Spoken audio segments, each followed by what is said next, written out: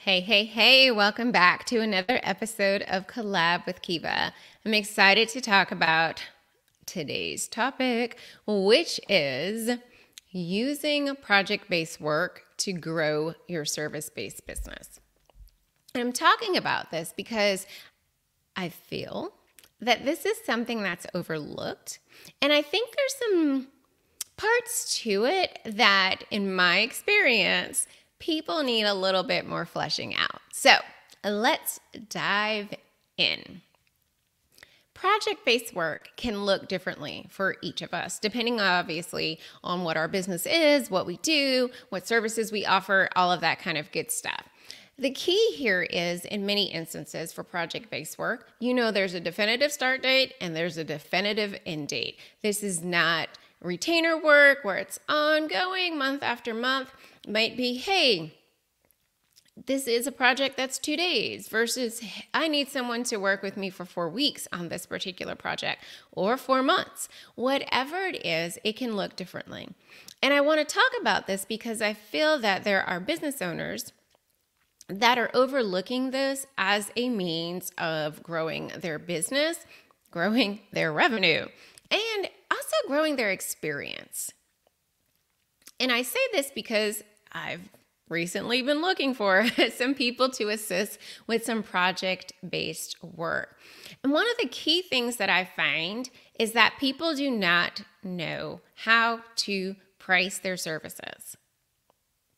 The ability to create a scope of work and an actual proposal, those are roadblocks, hurdles, hindrances, speed bumps to using project-based work to grow your service-based business. You have to, and I always say, know your numbers, but seriously, know your numbers. If you don't know how your numbers come together, you don't know how it is that you're charging, what you charge for whatever it is that you do, it's going to be really hard to put together a scope of work, to put together a proposal in which to get this work. And I say that because I've been asked, hey, what kind of figure did you have in mind? If said person who wants to pay for work had a figure in mind, they would just say that. In many cases, though, just like if you go to the car mechanic, he's like, this is parts, this is labor, this is a total. The person who's looking, like if you see a contract come out or someone who's looking for subcontracting work, they're not going to say in many instances, like, this is the budget. It's $1 million. It might be more of, we have such amount of funds allocated. That doesn't mean that you get all of those funds. There could be other things that also tap into that allocation. In addition to that, they want to see what is your scope of work. So if you don't know how to put together a scope of work, I would strongly encourage a site like Wethos, that's WETHOS. They have a free service that's available. I understand they're transitioning somewhat to a paid one, but the free one is fine. It allows you to search for proposals. It allows you to search for these proposals that you can then use to put together a proposal for whatever the job is that you're trying to, the project that you're looking to work on. And this is important because it might be something that you know how to do, but you may not have done in this particular capacity. For example, you know how to put together SOPs. Hands down, you got this. However, someone's looking for you to put together 20 SOPs, and they might have varying degrees of difficulty. And what other things would you possibly need to know about this project? Are you going to require some meetings? Okay. How many meetings? At how much time? 3 hours of meetings. Okay, good. Now we got 3 hours of meeting. We know we're going to put together these 20 SOPs. What's the process going to look like? Are you going to put them together? Are they recording Loom videos and sharing it with you? You're transcribing those and sending it back to them. How many edits do they get? Oh, okay. You have to factor in all of these bits and pieces and how much time that is. And why is this important? It's important because you will be rock solid in your number that you put forward and detailing out what that scope of work is going to be, i.e., that's going to make up that proposal. And they're going to want to work with you. But in addition to that, you're going to know that you're going to actually make money and not out here just working to be working. So if you say that there's going to be 3 hours of meeting, 10 hours of transcribing and putting together SOPs, another 3 hours for review and edits, and a follow-up meeting that's going to take place at 1 hour. And I've already forgotten the numbers, but let's just say it all adds up to 20. What is your hourly rate? What is your overhead? There are things in your business that you're going to need to access for this, whether it is Google Workspace, whether it is ClickUp to manage the project on your own end, whether maybe there's a spreadsheet that you share with them. Again, you're back into Google Workspace. There's emails, there's this. Are you going to have to actually design something? Maybe there's a need for Canva. You need to have some overhead built in to whatever this project is in terms of your scope of work and proposal. And then you have a number that you can actually put forward as their investment with not just pride, but with confidence that this is the number because you've worked out what's included. And granted, you're not always going to know. So add in some buffer, add in a little extra because there might be something that comes up if there's a contingency, or you actually add to your proposal, any additional meetings are going to cost X, or any additional such and such is going to cost Y. This is how you do project-based work, and people get the proposal and they're like, oh yes, I want that, willing to pay that. Boom.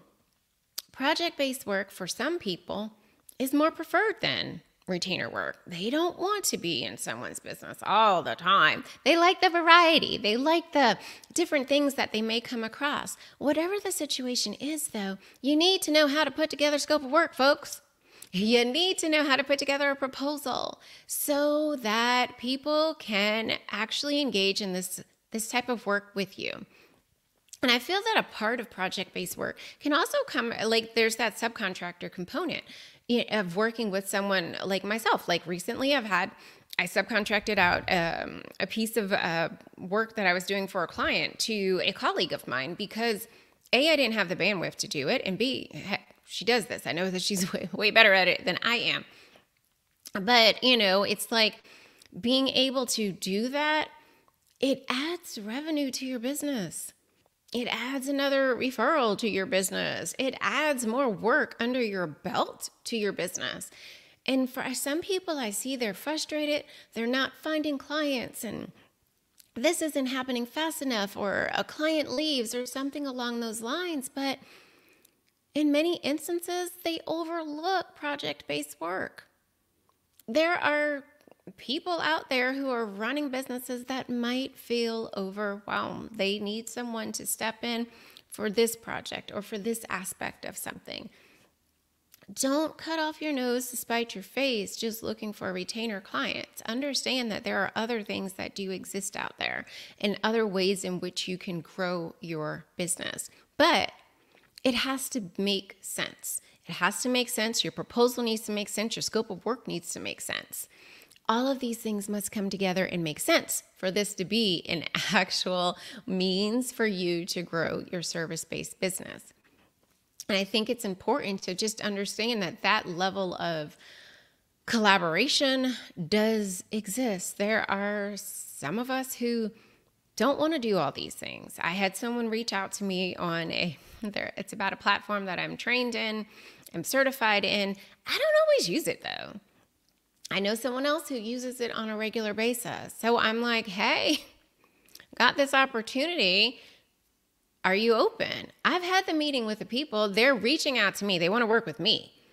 So we can partner and you can do this aspect of it. I do this aspect of it. Again, it is so important to be focused, to be knowing what's needed and being able to articulate what's needed. So if someone says, hey, I have some project-based work for you, and you're like, well, we could do this, we could do that. Oh, we could also do, this is not the time to be at the buffet trying to pick all the things. This is the time to say, no, this is the fixed price menu. It's step 1, step 2, step 3. That person is coming to you for your expertise. They're coming to you because you are in this platform or you are in this space and you know this stuff. So show them that they made the right decision in approaching you by, sure, I can definitely help you do that. I have a few additional questions, yada, yada, yada.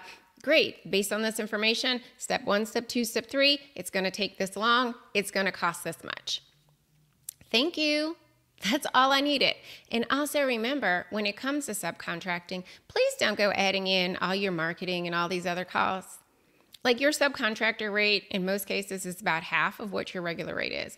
You did not have to go out and solicit this work. Someone has come to you. You did not have to incur all of these other additional overhead costs. Keep that in mind. Don't price yourself out before you could even get in the door.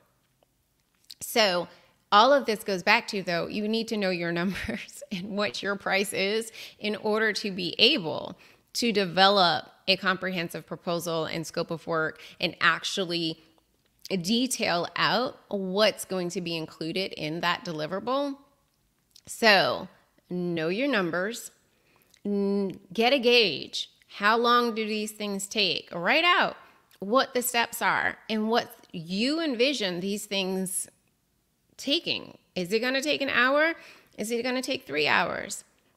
Because at the end of the day, if you put forth a proposal that says it's going to be 20 hours worth of work at such and such rate, and you've added in, some level of something, and then it takes you 30 hours, okay, there's a lesson you can learn there. Obviously, there were some things wrong with that entire scope of work, and you didn't charge and didn't factor in some of these things, or if they were unexpected, you should have put forth a second scope of work to address those and not allow that scope creep to take place. So lessons to be learned there. But the key is, again, project-based work is a great way to add revenue to your business, to add experience to your belt, to add resources and colleagues and collaboration and referrals to your ecosystem.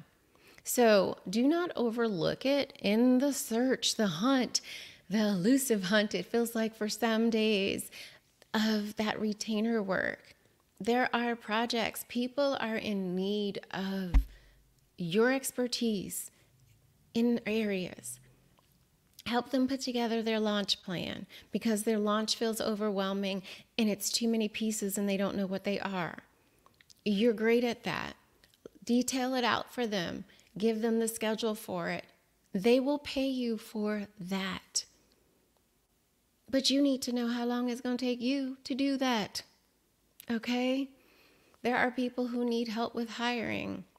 Maybe there's someone who they've gotten most of the process down. They just need you to evaluate the applicants. I love someone to help me evaluate applicants because I get tired of trying to do that. But that's something that's a project. So I say all this to again say, it's important to know your numbers because if you don't know your numbers, then none of this is going to matter. But it's also important to realize that there are other means to grow your business that are not traditional retainer work. There can be collaboration with others who are in your circle who need projects done. But they're going to need you to step correctly. And in order to do that, you're going to need to know what? Your numbers. So that's my quick and dirty today for you on knowing your numbers so that you can use project-based work to grow your service-based business. Tune in next time. Bye.